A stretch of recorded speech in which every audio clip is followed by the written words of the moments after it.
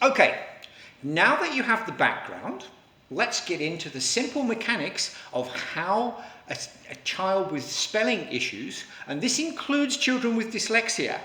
Dyslexia is just the very far end of the bell curve.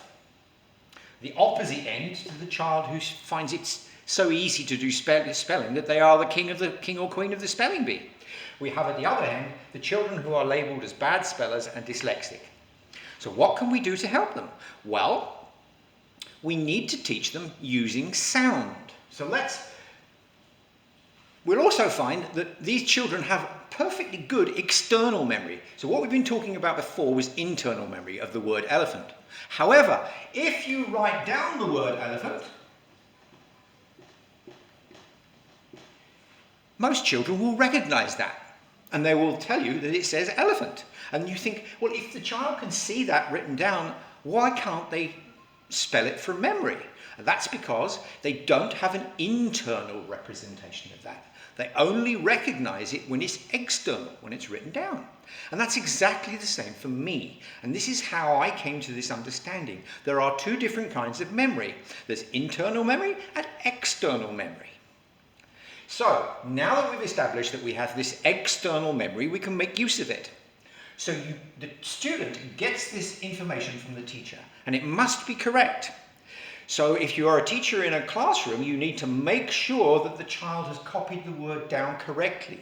If they don't copy it correctly, they will then be using a strategy for creating perfect memory, but using it to spell an incorrectly spelled word, which means they will create a more permanent memory of the wrong word, of the wrong spelling.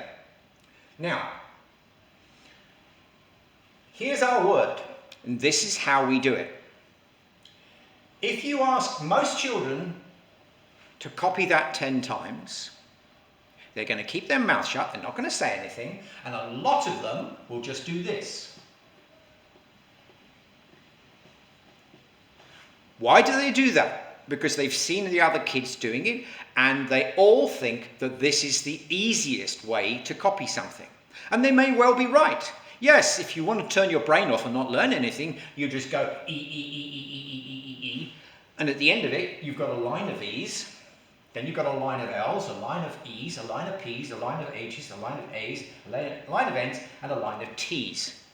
Do you think having those memories created in your brain is doing anything useful to help you to learn to spell? No. It's only creating a line that helps you to remember the letters of the alphabet. If you want to learn the alphabet, it's perfect. But it does not serve a useful purpose when we are learning how to spell words. So if a child is seen to be doing this, they must be stopped. You never allow them to do it. If they've started doing it, you cross out all of their work and make sure that they start again. Because if they don't understand it and they think they can get away with it, they will do this. Now, this is what we do. What we're trying to achieve here is to do something very, very simple. E, L, E, P, H, A, N, T. Elephant. Now, by doing that, I have said out loud the letters of this word, and then I have repeated the word. So I am creating a chain of letters. E, L, E, P, H, A, N, T is elephant. So now I have created a memory of those letters joined together in my brain and then repeated as a word. Why am I doing it out loud? Well, because if all you do is write it,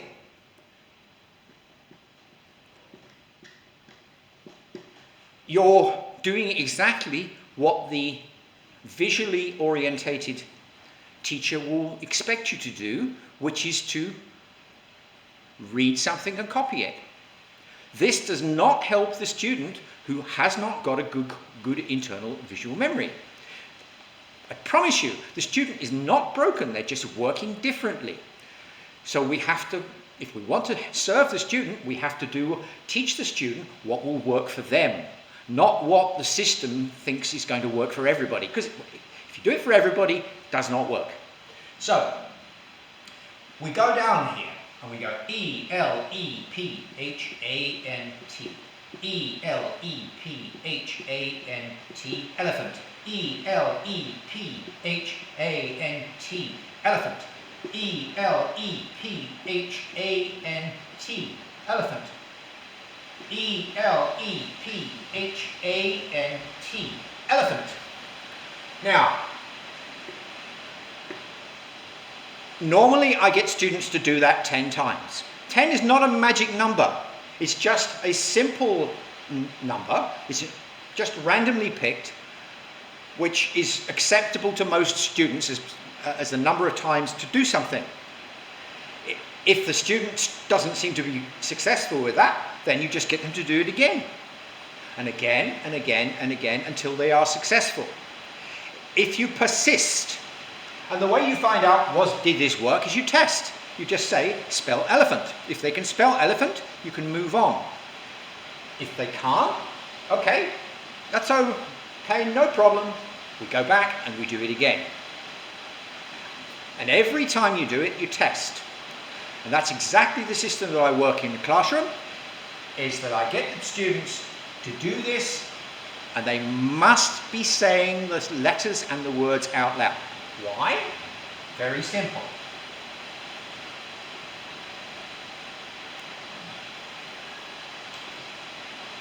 Here's our head, here's our eyes, here's our ears, here's our mouth, and in here is our brain.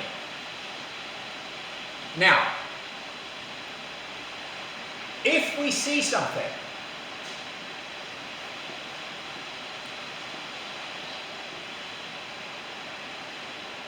we see that written down, and we speak it. E-L-E-P-H-A-N-T. It's going into our ears. So when we first saw it, the information went from the paper to our eyes to our brain. So it goes into the brain, and then it comes out of the brain to the mouth, and then it goes from the mouth to the ears, and then back to the brain. So by doing that, we are reinforcing the connection between this written down and the auditory memory that the child needs to be able to do that for themselves. Because it isn't enough that they can read something. If you're working in maths and the teacher tells you to write down the words for 10,552, if you do not know how to spell those words, especially in an exam, you cannot do the work and you get a bad grade. And you are assumed to be lazy or stupid.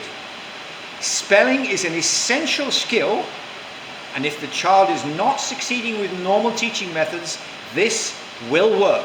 It worked on me. I'm now a teacher, and it's worked with every child that I've ever worked with who I've had sufficient time with, so that they have persisted in doing the work. It requires much more work than that required by the normally visual memory person, but it does work. So that's what you need to do for your child.